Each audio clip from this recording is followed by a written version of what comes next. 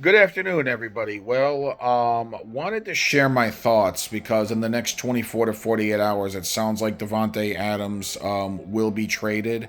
Strong indications are it does sound like that team is going to be the New York Jets.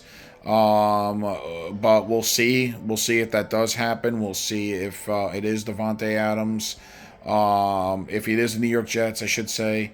Buffalo's making a push. Pittsburgh might be involved. The Saints, who knows? But first of all, I got to say, if it does happen that we are the team that does end up getting Devontae Adams, first of all, would it be cool? Nice, of course. It's a weapon, and he has chemistry with Rodgers despite the age. But I'd still consider it a good addition. But here's the problem: the Jets coaching staff clearly doesn't know how to prepare. Clearly can't get creative. And one of the post game videos, and I was watching Evan and Tiki just a little while ago. Watching Midnight Mike and a couple of the other Jake Asman and the YouTube channels that were big Jet fans. On a 3rd and 2, Aaron Rodgers was lining up from the shotgun, and they were doing a running play on 3rd and 2 with him lining up in the shotgun. What kind of freaking sense does that make? I mean, it's just, and I understand the chemistry's not there with Mike Williams, and Lazard drops a lot of passes, so Garrett kind of broke out a little bit yesterday. And honestly, if Rogers misses Garrett Wilson on a wide open throw in the end there, and it could have won the Jets the game. But Devontae Adams comes in and he has chemistry, so the chemistry issue shouldn't be there. But with that being said, getting back to my lack of confidence still would be there because the coaching staff sucks. Especially Nathaniel Hackett. He's just a bum. You got to get him out of here. And Robert Saleh, nice guy, terrible head coach. And I think if you can't let another season go to waste. So if they lose to the Buffalo Bills on Monday, which that's a game I'll be at, if they go out and lay a clunker, with or without Adams, regardless of what happens there, if they go out and they lay a clunker, I think you got to fire him. I think you got to fire Robert Saleh. If they go out there and they look unprepared, overmatched, especially since they're playing a Buffalo Bills team that seems to be having their issues right now. But with that being said, am I confident the Jets are going to win? No. How can I be? Like I said, Josh Allen has had 2 bad games in a row, but it'll be so Jet-like on a national primetime stage for him to figure it out again. And when if he and McDermott lost 3 games in a row? So I can't just say, "Oh yeah, the Jets, home game. We're gonna figure this out." No, we were home against the Broncos. How'd that go? And MetLife, I don't know if there's really such thing as a home field advantage for the Jets anyway, because Monday night there's going to be half Bill fans there.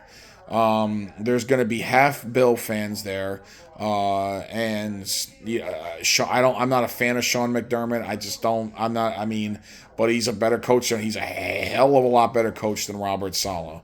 So for the Jets to have a chance, Josh Allen's going to have another bad game, and for me to consider the Jets a chance to win, Josh Allen's going to have a bad game, and I don't know if he's with how good he is. I don't know if Josh Allen is gonna be able to have another bad game. So the Jet defense, we'll see.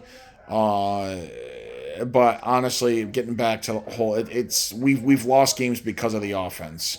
And if Devontae Adams comes here and makes his Monday night debut, yeah, it'll be exciting in the sense that he's still a big time receiver, and it's a move that shows, yeah, the Jets clearly know they have to go for it now, they have to win now.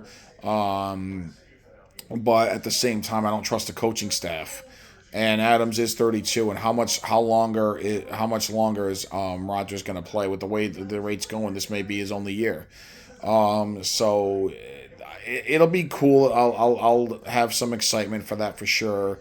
If Devontae does come to the New York Jets, but again, they can't run the ball. The offensive line's having issues. And here's the thing: Joe Douglas invested in the O line, and other than Morgan Moses going down, everybody else is there. And their right tackle, who they drafted, has started the last couple of games. And to be honest with you, I don't. He's struggled. And that guy they got from Baltimore, Simpson, just yesterday, I remember specifically he let one of the guys right through to sack Rodgers for an easy sack. So I don't know if it's the talent on the offensive line, if it's the coaching. It's probably more. It's definitely more the coaching. than anything else, and a lack of communication. And they had no preseason together. I know a lot of people said, well, they're older, keep them healthy. Do they really need to play in the preseason? I was like, yeah, they should have. And you're seeing it right now. So the defense again held their own. They've allowed a combined the defense alone has allowed a combined 23 points in the last two games. Do the math. That's 12 and a half points. Or I'm sorry, 11 and a half points. 11 and a half points on average the defense has allowed over the last 2 weeks. That's a touchdown, a little over a touchdown and a field goal. I mean, what do you want the defense to do? And this is why it is so freaking frustrating being a fan of this team because, oh, by the way, we're 2-3. We were 2-3 this time last year. With Zach Wilson, how many points have we scored through 5 games? 93. How many points did we score with Aaron Rodgers this year? 93. And Aaron Rodgers, who never throws interceptions, throws 3 interceptions. Something's in the water with this franchise. Whoever plays quarterback, whoever lines up on the offensive line, whoever is a receiver, whoever's the coach, whoever's the O-line coach, whoever's the offensive coordinator, something's in the water with the offensive side of the ball with this franchise. Ever since the 2010 AFC Championship game, they had one good offensive year that I can remember. That was the 2015 team. And how did that season go? 10-6, but we missed the playoffs because of the brutal game against the Buffalo Bills in Buffalo. But years and years, I mean, when have the Jets, I can honestly say, ever had a competent offense? But anyways, I'm ranting now. Regardless of Devontae Adams, they need to show it quick. And with or without Adams, if they lose to the Buffalo Bills, Robert Sala's seat he's is hotter and hotter. And if they lose to the Pittsburgh Steelers, if they won't fire him after they lose to the Bills, if they do lose to the Bills, if they lose to the Pittsburgh Steelers, you're gone.